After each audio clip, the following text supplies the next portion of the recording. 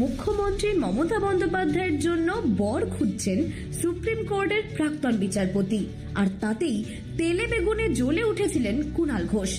দিয়েছিলেন সরাসরি থাপ্পড় মারার হুঁশিয়ারিও। ঘটনার সূত্রপাত হয় চলতি বছরের এপ্রিল মাসে। হঠাৎই প্রাক্তন বিচারপতি মার্কেন্ডেয় কাটসু তার সোশ্যাল মিডিয়ায় লিখে বসেন, কেন বাঙালিরা মমতা বন্দ্যোপাধ্যায়ের জন্য একজন ভালো স্বামী খুঁজে দিচ্ছে না। এই পোস্ট ঝড়ের গতিতে ভাইরাল হতেই ধেয়ে আসে তৃণমূলের আক্রমণ। তৃণমূলের মুখপাত্র কুণাল ঘোষ সরাসরি চ্যালেঞ্জ ছুড়ে দেন। তিনি সাফ বলেন, কাটসু যদি তার এই কুরুচিকর পোস্টের জন্য ক্ষমা না চান এবং ডিলিট না করেন, তবে সামনে পেলে তাকে কষিয়ে থাপ্পড় দেবেন কুণাল। এমনকি কাটসু যে পদেই থাকুন না কেন তাকে ছাড় দেওয়া হবে না বলেও হুঁশিয়ারি দেওয়া হয়। এই হুঁশিয়ারির পর তিনি তার পোস্ট ডিলিট করেন এবং তার পরবর্তী একটি পোস্টে লেখেন, ভারতবর্ষে কৌতুক বিপজ্জনক।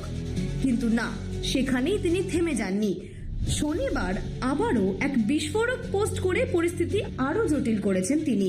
কাটসু দাবি করেছেন, গতকাল নাকি তিনি তার এক কলকাতার বান্ধবীর সাথে হোয়াটসঅ্যাপে এই বিষয়ে কথা বলেছিলেন। কাটসু প্রশ্ন তোলেন, পশ্চিমবঙ্গের জনসংখ্যা তো 10 কোটিরও বেশি, তবে কি রাজ্যে একজনও সাহসী পুরুষ নেই যে দিদিকে বিয়ে করবে? কাটসু তার এই পোস্টে দাবি করেন, সেই বাঙালি তরুণী নাকি তাকে উত্তর দিয়েছেন, মমতা বন্দ্যোপাধ্যায়কে বিয়ে করার সাহস কারো নেই, কারণ কেউ ক্ষুদিরাম বোস হতে রাজি নন। অর্থাৎ কাটসু ঘুরিয়ে বোঝাতে চাইলেন মমতাকে বিয়ে করা মানেই আত্মবলিদান। যদিও পোস্টের শেষে তিনি লিখেছেন, এটা নেহাতি জোকস এবং কুণাল ঘোষ যেন তাকে মারতে না আসেন। কিন্তু আগুনের শিখা যা জ্বলার তা তো জ্বলেই উঠেছে। এখন প্রশ্ন উঠছে, কুণাল ঘোষের থাপ্পড় হুঁশিয়ারির পর কাটসুর এই নতুন রসিকতা কি কাটা ঘায়ে নুনের ছিটে? একদিকে বাংলার বিপ্লবী আবেগ ক্ষুদিরাম বোসের নাম টেনে আনা, অন্যদিকে রাজ্যের মুখ্যমন্ত্রীকে নিয়ে এমন ব্যক্তিগত আক্রমণ। তৃণমূল কি এবার আইনি পথে হাঁটতে পারে?